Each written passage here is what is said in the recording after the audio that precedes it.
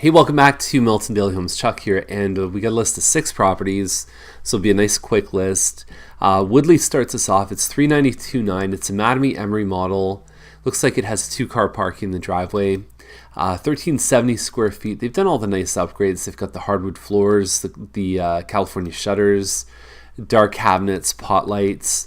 And the price seems a little bit high to me, but the thing is there's a couple homes that are smaller than this without the 2 full bathrooms upstairs that have listed a little bit higher, which I don't disagree with, but I think that these guys will do well by comparison. And the other thing is, if you're a little bit high on these townhouses, you tend to be on the receiving end eventually of a pretty good offer, especially if you're willing to wait a week or two and really wait for the right buyer. It just seems like the demand is so strong under 400 that if you have a good home and if you're a little bit on the high side of fare, you usually get it. So 718 Hepburn is 449. Southbury model, built by Mattamy, 1987 square feet. And so you've got a living room in the front, so your front door is right beside here. Separate dining, you can see the pass-through, which I think makes a huge difference in this model. And then the chef's kitchen, pot lights, pendant lights. You've got your island, which I believe is movable. And then you've got some nice finishes. This one's well done. I like how they highlighted the architectural feature in the ceiling there. With some color, and it looks like they even colored this part. Now, if there's any drawback to this one, if you look on the virtual tour, there's a shot right here. So what they did was they raised the deck up almost to the level of the air conditioner. It means you eliminate some of the privacy. I like how there's no homes directly behind. It's on a curve of a street. But the better option would have been to do a couple stairs down and then have the deck lower, because you're really not going to feel very private. You're going to feel almost like you're on top of a mountain. And the other thing is, I don't know if they left enough yard. So I think some guidelines here: keep your deck as low as possible. And then you also want to think about having no more than 50% of your yard be a deck. I think that beyond that, it starts to become where this space here is almost unusable. You can check the virtual tour, but it's not that hard to rip out a deck. I mean, if that's the reason why someone's not buying this home, I would say, well, it's really not even a very expensive or difficult thing to do. Even times a lot of people can just sort of get their friends over and put a case of beer out and fix the deck on a weekend. So Sugden is 474. It's about 1,800 square feet, and it's got a finished basement. Now, I don't know what the builder's terms are with the finished basements. We have seen more and more of them happen, and so my concern would be is that under Terrion, an active basement leak is covered up to 2 years, but is the warranty going to cover things like the drywall and things the builders put in? Are they warrantying if the basement leaks? What happens with the work that they've done? Is that the homeowner's responsibility? Generally, a good idea is to leave the house for 2 years, let it settle, let any of the cracks or settlement issues happen, and then after that, work on finishing the basement. It's the same thing with your grading outside, is to not put a fence in right away. What happens is the town signs off on the grading, and so in between that time, usually it takes about a year and a half, is if you put up a fence and they've got to change the grading, then they can rip your fence down. There's nothing you can do about it. So most people wait for the grading to be passed over, and then at that point they start their fence. So nice looking home inside, good upgrades in the kitchen, California shutters and so on.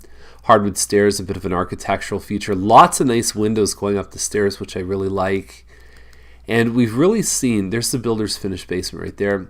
We've really seen like an 1,800 square foot home with a finished basement, more than 5 years old, has seemed to float under 450 in a lot of cases. And it seems like the new homes have really pushed up.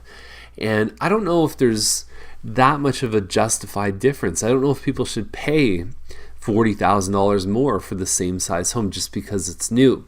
And I know some people may argue and say, you know what, well, the builder charges more. To me, it doesn't matter, because the only way that people establish value is by comparison. It is towards the high end. I mean, it's really an end unit townhouse, right? At $474, it's one of the highest priced townhouses you're going to find. Posbu is $499. Detached double car garage. I can almost guarantee it's a Plan 5 corner. Just over 1,600 square feet. And when you pour 4 bedrooms into 16 something square feet, it's tight upstairs. So don't expect big rooms up there. There are 2 full washrooms, and there's only 1 main floor room. and it looks like they've done some hardwood floors there. Yeah, it's probably within range. If it's nice, they should get some action on it. And Fleming is at 594.9, and it's less than 2,500 square feet. It's got a finished basement with a kitchen inside. Great location. We talk about this location. Anywhere up in that sort of Chris Hadfield school district is a great place to get everywhere. I mean, you've got so much around you. The leisure center, the center for the arts, the library, the GO train, Starbucks. You've got Home Depot, the movie theater. You can and never mind, Chris Hadfield is a great school district. Public and Catholic. You've got Bishop Redding if your kids are going to a Catholic high school. And so yeah, I'm a big fan. I don't love the color choices here, but on paper, for this size of home with a finished basement, we have seen it sell. I would just be a little concerned. I mean, if you look at the next home here, it's a little bit bigger, and obviously the stone and stucco on the outside. No finished basement. You've got your staggered garage, which opens up your floor plan, but you lose a driveway space. And I just think for $20,000 more, I bet this one sells before the other one, because it's nicer, and people get lured in by the dark hardwood, the dark kitchen, the moldings, the pot lights, and so on. So it's a nice home. It's certainly within range of where other sales have.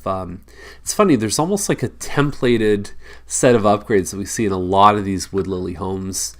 2,536 square feet, and that's the list for today. So if you have any questions, give us a call. If you want to come on a tour of homes this weekend, we still have a couple spots free, and you just sign up right over there. And we'll see you on Monday with more Milton Daily Homes. And thank you very much for tuning in. It's always a pleasure. And I want to say hi to Jill, who I saw at Shoppers Drug Mart today, and she was kind enough to wake me out of my dream to say hello and refresh my memory about a conversation we had a couple years ago about Milton's best streets. So that's the other thing I'm going to put in the email. Tell me what you believe are Milton's top 5 streets. I'd be very interested to hear your thoughts. And again, we'll see you Monday. Have a great weekend.